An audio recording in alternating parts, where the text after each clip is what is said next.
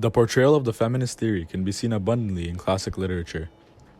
First, we can analyze the connection between the feminist theory and Cinderella. The main character, Cinderella, is seen to be treated as a slave.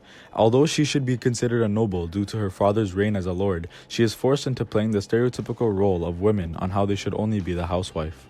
She cleans, makes food, and must obey whatever her stepmother and stepsisters command. She gets treated like trash, and her hard work is taken for granted and not valued. This can connect to her archetypal role as the damsel in distress. She is dependent on a man who happens to be Prince Charming to save her. This further portrays the stereotype that women do not have enough power to do things themselves, and how their decisions are controlled primarily by men.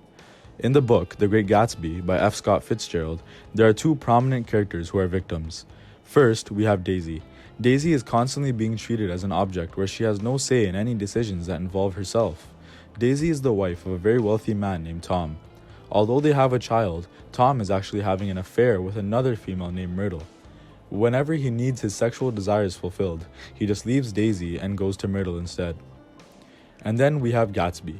Gatsby strived his whole life to make Daisy his wife. He treats Daisy as an object rather than a lover, seen when he tells Daisy to tell Tom that she never actually loved Tom, even after she admits that she loves Gatsby. This shows that Gatsby doesn't just want the love of Daisy, but rather he wants the accomplishment of acquiring her. Secondly, there is Myrtle. Myrtle is portrayed to only be necessary when Tom requires her. One day, Myrtle kept repeating Daisy's name to Tom in an attempt to annoy him as a joke. Tom then backlashes and punches Myrtle in the face, breaking her nose.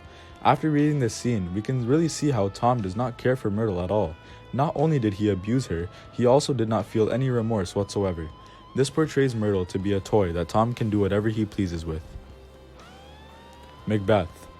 In Macbeth, sexism is portrayed vigorously through the female characters that make an appearance. First, it is seen in the play that the role of the temptress is predominantly given to females. The characters that play this role in this play are Lady Macbeth and the Three Witches.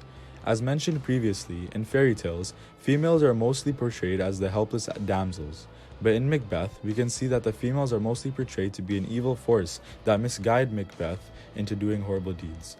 Secondly, Lady Macduff is seen to hold no power in her position as demonstrated when she pays for her husband's actions with her and her child's life.